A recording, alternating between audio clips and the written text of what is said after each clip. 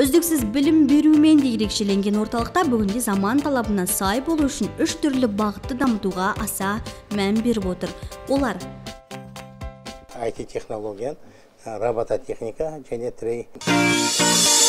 Соның алғашқысы болып, IT мамандарына арналған кабинетте отырмыз.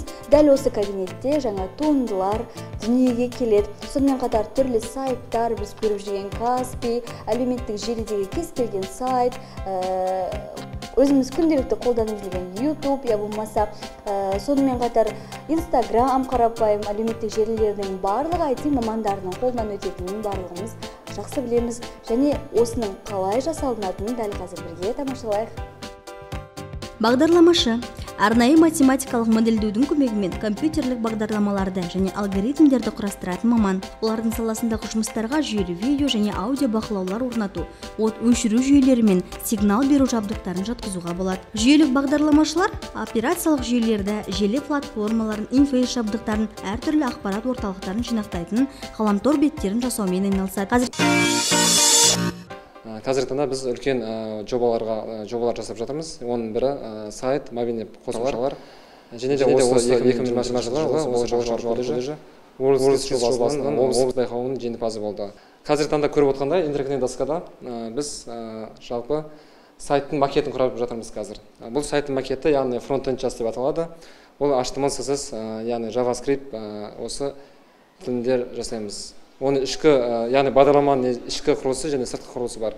Ішкі құрылысы ол біз PHP және де UI2, Laravel осы фреймворк технологиясын қолданамыз. Қазіргі таңда IT-ның болашағы үлкен зор. Неге десеңіздер, қазіргі таңда біраз мысалы ғалымдарды қараймыз, біраз кәсіпкерлерді қараймыз. Яғни яғни кәсіпкерлер осы технологияны IT арқылы өзінің кәсіптерін онлайн түрде дамытып жатыр. Сайт не үшін сайт терминін алып жатырмыз? Потому что сайт қазіргі таңда онлайн бизнес дамытатын құралдар жүйесі негізгі бөлігі болып саналады. Қазіргі таңда осы елбасы айтқандай, осы цифровизацияны дамыту мақсатында біз үлкен жобаларды іске асырдық. Қазіргі таңда QR-код мәселесі бар, соны қарастырып жатырмыз.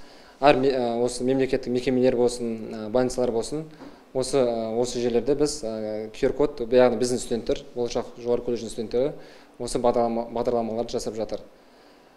Қазір инновациялық жобалар бар, осы IT арқылы келіп жатқан. Осы уақытқа дейін біз 500-ге жоқ жобаларды іске асырдық. Яғни қазіргі таңда біраз өзіміздің студенттеріміз біраз осы заказдар алып жатыр, мобильный қосымша жасап жатыр. Қазіргі таңда Шымкент қаласының әкімдігінің ақпараттық сайтын жасадық. Оның бірі Шымкент ақпарат.kz. Жақында осы жобаны жасаған болатынбыз негізі. Веб бағдарламашыларда желімен жұмыс жасайды. Дегенмен олардың негізгі міндеттеріне ғаламтормен жұмыс істеу кіреді. Олар сайттардың бағдарламаларымен қамтылуын, динамикалық веб беттердің және дерекқормен жұмыс жасайтын веб интерфейстердің жасаумен айналысады. Бағдат Түрдәлі 3-ші курс студенті. Ол осы мамандықты игеріп шығатынына дән риза. Мен қазір мына жерде сайт жасап отырмын, осы сайтты біз HTML тілінде жасаймыз. Болашақ колледждің сайтын жасап отырмын. Бұл сайт жасауға бізге негізінде бір жарым аптадай жоқ уақыт кетеді. Ал ең мықты сайт жасау білген адамдар ары кетсе бір аптадай уақыт